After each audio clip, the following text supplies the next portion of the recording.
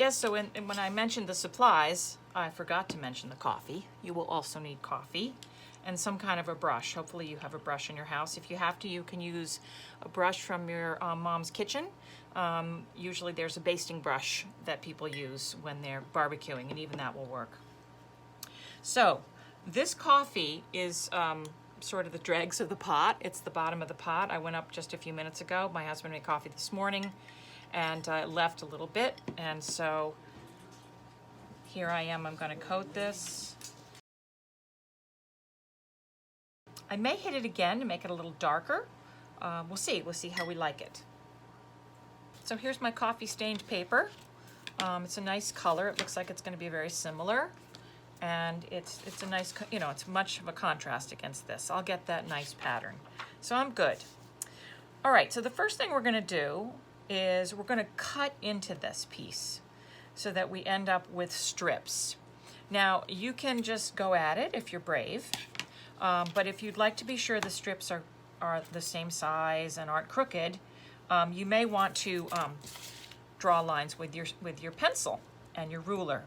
So what I'm going to do is I'm going to make these about 1/2 inch, and I'm going to be cutting up very close to the edge, but not all the way to the edge. Like, I want to leave this end connected. So I'm going to start marking, and I'm going to start right at about the second sentence here. I'm leaving about 1/2 inch. So I'm coming in 1/2 inch with my strips, and I'm coming down 1/2 inch, so that when I cut these, it doesn't cut all the way through. Okay, you get the idea. Here we go. I'm going to start cutting these. So I'm going to cut, but I'm going to stop right there. And I'm going to cut the next one, and I'm going to stop right there.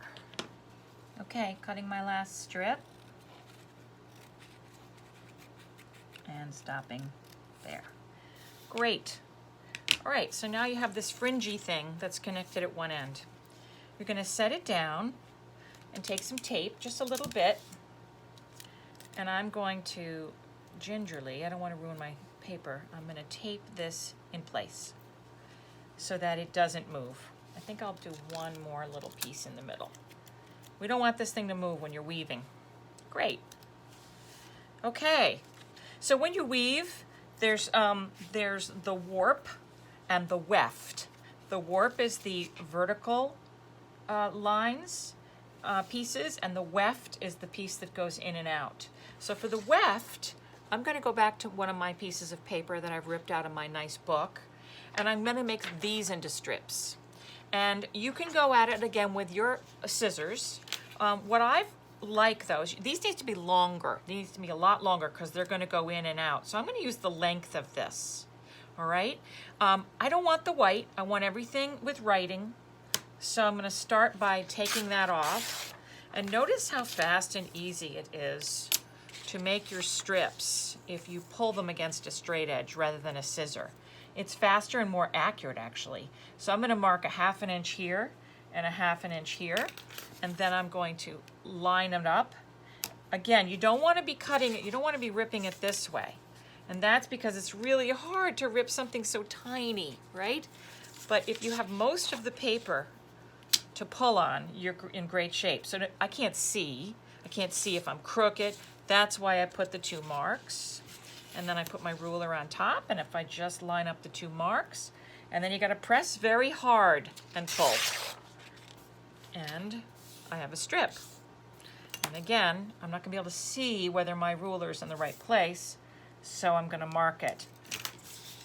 You could mark them all at once and just, rip, but I find sometimes that they're not quite as nice as when I mark each one individually, because then I know I'm dealing with the edge of the paper. I know how much paper. Okay, line it up and pull. Okay, only need a few more.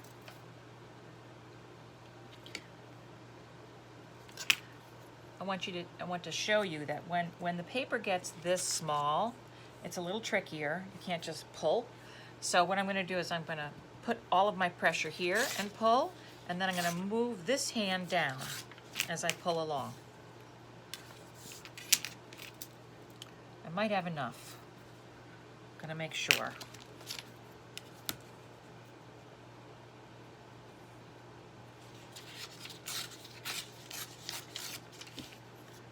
Okay.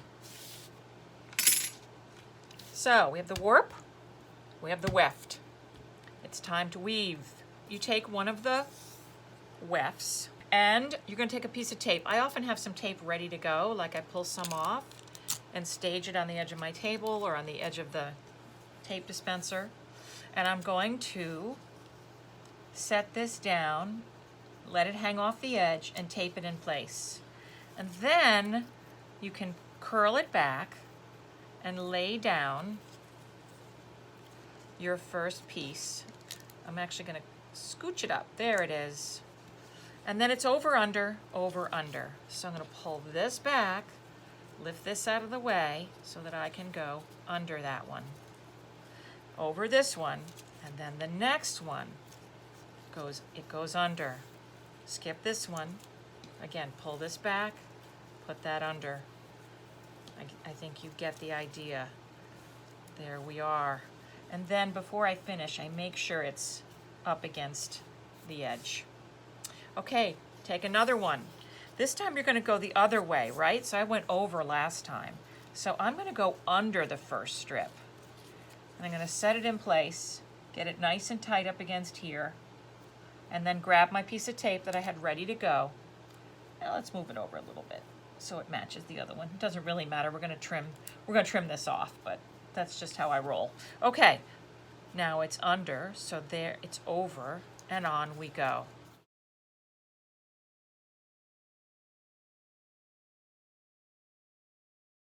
Okay, my last one.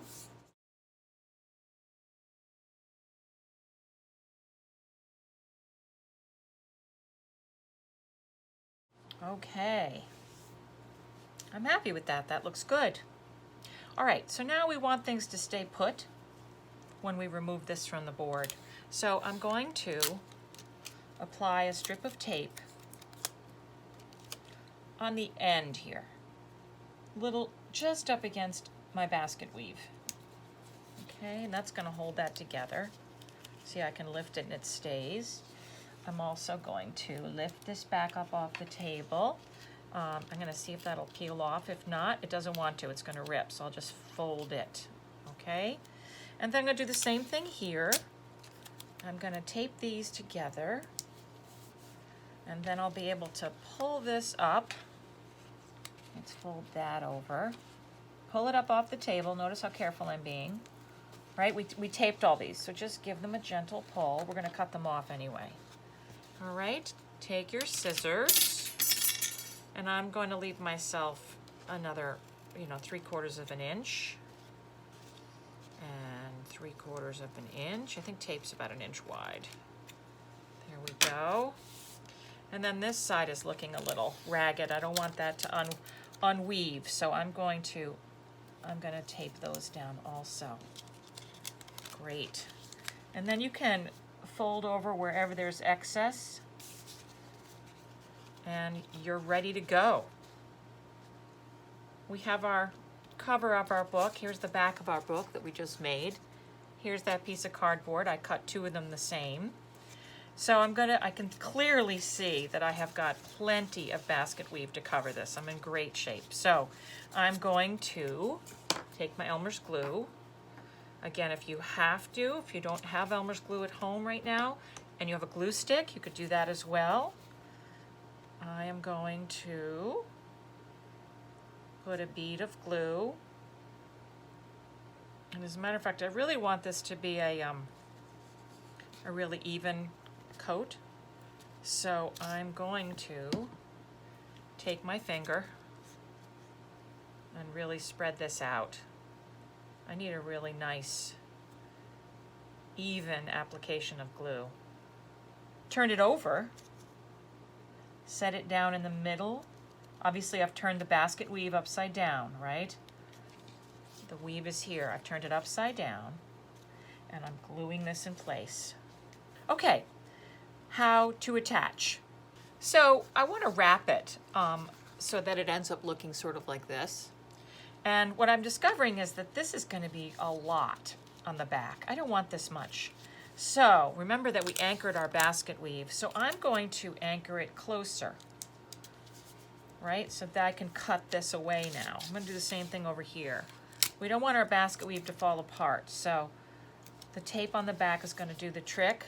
And now I can trim this a little bit more so that it's kind of the same all the way around. I'm going to trim it even a little more. The tape's going to help me. My basket weave is not going to fall apart. There we go. Good. Get rid of your scraps. Okay, I'm going to wrap these around with glue. What you want to do before you wrap is you're going to cut the corners off of this, off of each corner. And that's going to ensure that when you bend it around, you don't get a lot of extra paper where you don't want it. You're going to get really nice corners. And then go back to your Elmer's glue or your glue stick.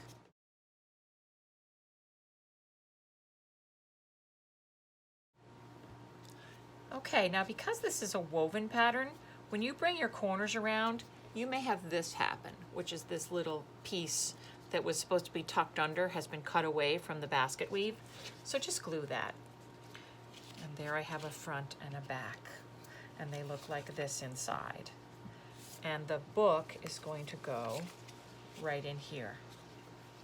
So before I put the pages onto the actual covers, I'm going to tape. I think what I'll do is, just to be sure, I'm going to tape these down. I know we use glue. Maybe you didn't have glue and you had to tape yours down anyway, but I'm going to tape these down. Then I know I'm really secure. And then I happen to have some ribbon. You might not have ribbon in your house. And if you don't worry. There's another way you can keep your book closed together, which I'll show you. But I do have some ribbon, so I'm going to tape 2 pieces of ribbon. Here's the other one. And I think I'll be extra careful and tape it here as well. Okay. Good. I'm ready to connect the pages. All right, let's put the pages on. I'm going to use glue stick this time. Let's put the glue stick here.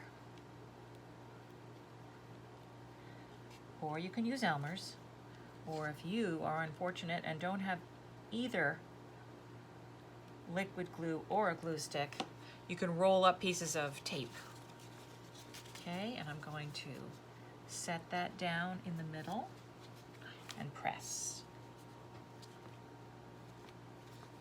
And then I'll open it up and just press right on that last sheet. Good. Okay.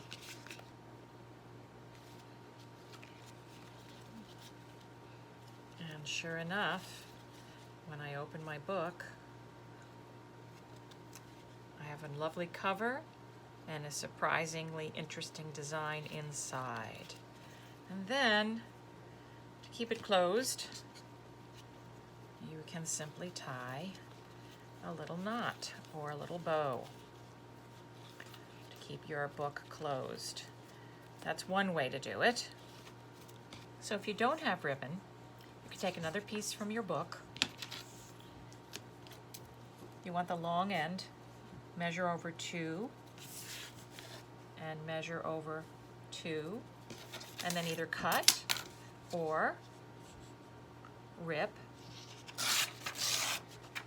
And this 2-inch piece is what you want. You're going to fold it in half, and then open it, and then you're going to fold it, the end, into that middle line. And the same thing here, you're going to fold this end into the middle line until you get something like this. And then either run tape along here or glue, and then you're going to fold it over again. So I do have glue stick and I have glue.